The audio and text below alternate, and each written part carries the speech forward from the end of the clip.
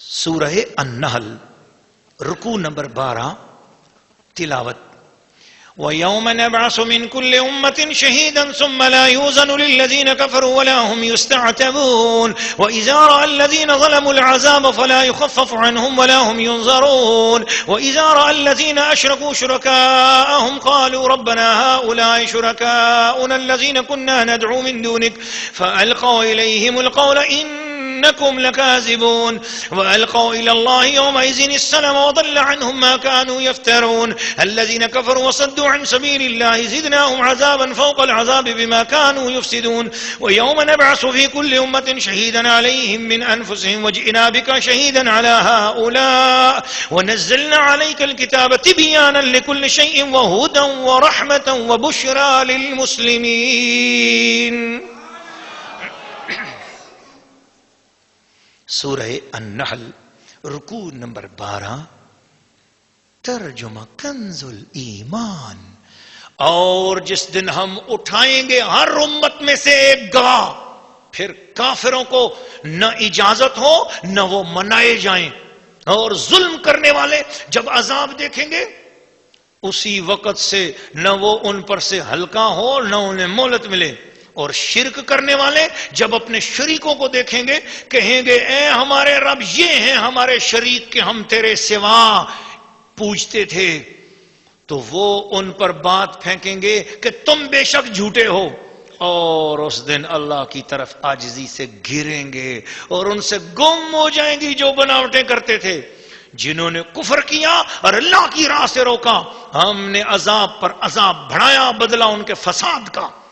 اور جس دن ہم ہر گروہ میں ایک گواہ انہی میں سے اٹھائیں گے کہ ان پر گواہی دیں، اور اے محبوب تمہیں ان سب پر شاہد بنا کر لائیں گے. اور ہم نے تم پر یہ قرآن اتارا کہ ہر چیز کا روشن بیان ہے اور ہدایت اور رحمت اور بشارت مسلمانوں کو. سورہ النحل رکوع نمبر 12 تفسیر.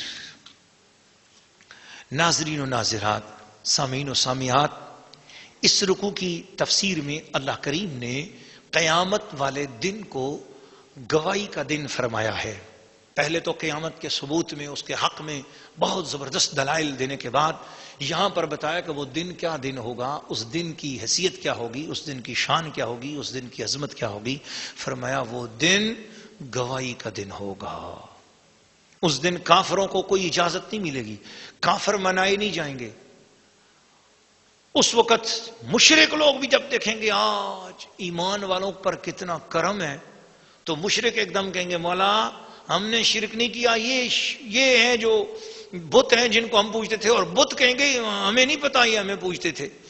بت الگ سے انکار کر جائیں گے اور شرک کرنے والے مشرک الگ سے انکار کر جائیں گے. وَضَلَّ عَنْهُمْ مَا كَانُوا يَفْتَرُونَ، ان سے گم جائیں گی ان کی بناوٹیں جو وہ کرتے تھے.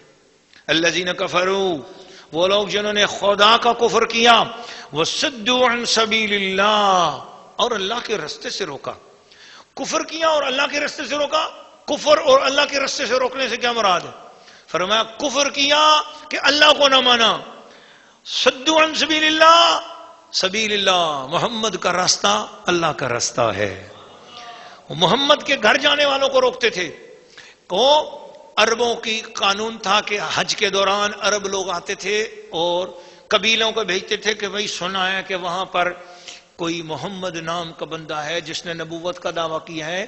اپنے سفیروں کو بھیجتے تھے کہ جاؤ پتہ کر کے آؤ کیا ہے، سچ کیا ہے، حقیقت کیا ہے، ذرا پتہ کرو.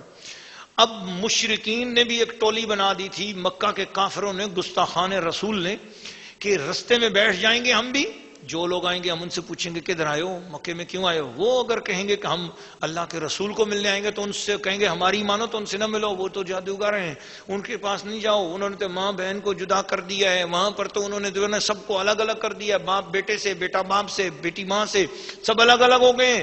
تو انہوں نے حضور کے خلاف ایک استغفر اللہ نعوذ باللہ ایک پروپیگنڈا حضور کے خلاف تیار کر کے پوری پروپیگنڈا مہم حضور صلی اللہ علیہ وسلم کے خلاف ایسے ہنڈے، ایسے گستاخ، ایسے بے ایمان تیار کر دیے جو کہتے حضور ہماری طرح کی بشر تو ہیں، ان کے پاس کیا ہے؟ کچھ بھی نہیں ہے، پرانی کہانیاں انہوں نے یاد کر رکھی ہیں، وہ سناتے ہیں، کوئی ایسی بات نہیں ہے، ہم تو ان کے پاس رہتے ہیں، ہم نے تو ان سے کبھی کوئی متاثر نہیں ہوئے. تو وہ بے ادبی اور گستاخی آنے والوں کو، تاکہ وہ بار سی ان کا دل بد دل ہو جائے. لیکن قدرت کی شان ہے، عرب لوگوں کے اندر ایک اصول تھا، ایک قانون یہ تھا کہ جو شخص کسی نے بھیجا ہے کسی کام کے لیے، اس شخص کی ذمہ داری ہوتی تھی کہ کچھ بھی رکاوٹ ہو جائے، جس کام کے لیے ہم نے بھیجا تم نے وہ کام کر کے آنا ہے. اور پیغام رسان جو ہوتے تھے ان کی ذمہ داری ہوتی تھی کہ ایک مرتبہ پیغام ہم پہنچا کے رہیں گے، ہم اپنا کام کریں گے، کیونکہ ہم تمہارے کہنے سے رکیں گے نہیں، کیونکہ ہمیں تو ہمارے لوگوں نے کہا کہ محمد کو مل کے آؤ، تو ہم محمد کو مل کے ان سے سن کر ان سے بات کر کے پھر جائیں گے. جب اس طرح کی سازشیں شروع ہوئیں، اللہ کریم نے اپنے محبوب کو یہ اطلاع دے دی کہ انہوں نے اس طرح کا کام کرنا شروع کر دیا ہے کہ اب انہوں نے ایسے غنڈے بھی تیار کر دیے، وہ حاجیوں کے رستے میں رک گئے، جو بھی آتا ہے اور ان کو کہتے ہیں کہ ادھر نہیں جانا، محمد کی طرف نہیں جانا. آج بھی ایسے لوگ ہیں، حاجیوں کو کہتے ہیں حج کر لو، مکے جاؤ پر مدینے نہیں جانا. یہ انہی کافروں کے طریقے پر عمل کر رہے ہیں. ارے بابا، اللہ تو کہہ رہا ہے قرآن میں، اللہ نے حضور کا نام ہی نہیں لیا، حضور کی طرف جانے والے رستے کو یہ نہیں کہا کہ وصدوا عن سبیل الرسول، یہ نہیں کہا وصدوا عن سبیل محمد، وصدوا عن سبیل النبی، یہ نہیں کہا وصدوا عن سبیل المدینہ، یہ بھی نہیں کہا وصدوا عن سبیل بیت ارقم. نہ، کوئی اور نام نہیں لیا، محمد کے گھر کو اپنا ایڈریس قرار دیا، فرمایا وصدوا عن سبیل اللہ. جو محمد سے روکتا ہے وہ گویا خدا کے در سے روک رہا ہے. یہی تو وہ بات ہے جہاں پر مترجم اقدس حضور امام العارفین امام احمد رضا خان فاضل بریلوی رحمۃ اللہ علیہ اسی مقام پر تو کہتے ہیں کہ بخدا خدا کا یہی ہے در، بخدا خدا کا یہی ہے در، نہیں اور کوئی مفر مقر، جو وہاں سے ہو یہیں آ کے ہو، جو یہاں نہیں سو وہاں نہیں. اس لیے فرمایا کہ یوم نبعث فی کل امت شہیدا، محبوب ہم ہر قوم کے اندر سے ایک ایسا گواہ لائیں گے جو تیرے حق میں گواہی دے گا اور تیرے گستاخوں کے خلاف گواہی دے گا. اٹھیں گے گواہ، لیکن سارے گواہ جب گواہی دے دیں گے اس کے بعد وجئنا بک شہیدا علی ہؤلاء، قیامت والے دن سارے گواہ جب گواہی دے دیں گے تو آخر میں ان گواہوں کی تصدیق تجھ سے پوچھوں گا. محبوب جو کہہ رہے ہیں ٹھیک ہے، تو نے کہا ٹھیک تو سب کا ایمان قبول ہو جائے گا، اور محبوب تو نے اگر نہ کر دی تو کسی کا بھی قبول نہیں ہوگا. وجئنا بک شہیدا علی ہؤلاء، بات تو تیرے کہنے سے بنے گی. سبحان اللہ. وَنَزَّلْنَا عَلَيْكَ الْكِتَابَ تِبْيَانًا لِكُلِّ شَيْءٍ، اے محبوب یہ قرآن ہم نے آپ کے اوپر اتارا ہے، یہ ہر چیز کا روشن بیان ہے. جی اب یہ پڑھ لو، کتنا قرآن مجید آپ جتنے لوگ سن کے آئے ہو بولو اس کے اندر کتنی روشن باتیں ہیں. ایمان جس کا تازہ ہوا ہے وہ کہے سبحان اللہ. وَہُدَىٰ، اس کے اندر ہدایت ہے، وَرَحْمَةٌ، اس کے اندر رحمت ہے، وَبُشْرَىٰ، اس کے اندر خوشیاں ہی خوشیاں، خوشخبریاں ہی خوشخبریاں ہیں. مولا کس کے لیے؟ للمسلمین، جو اپنا آپ مصطفیٰ کی مرضی پر چلا لیتے ہیں ان کے لیے، اسلام والوں کے لیے، مسلمانوں کے لیے. مسلمان کون ہے؟ مسلمان وہ ہے جو حضور کی مرضی پر چلے. للمسلمین، جو حضور کی مرضی پر چلتے ہیں ان کے لیے قرآن خوشخبریاں ہی خوشخبریاں دیتا ہے، رحمت ہی رحمت دیتا ہے، ہدایت ہی ہدایت دیتا ہے. اللہ تعالیٰ ایسے لوگوں میں مجھے اور آپ سب کو شامل فرمائے.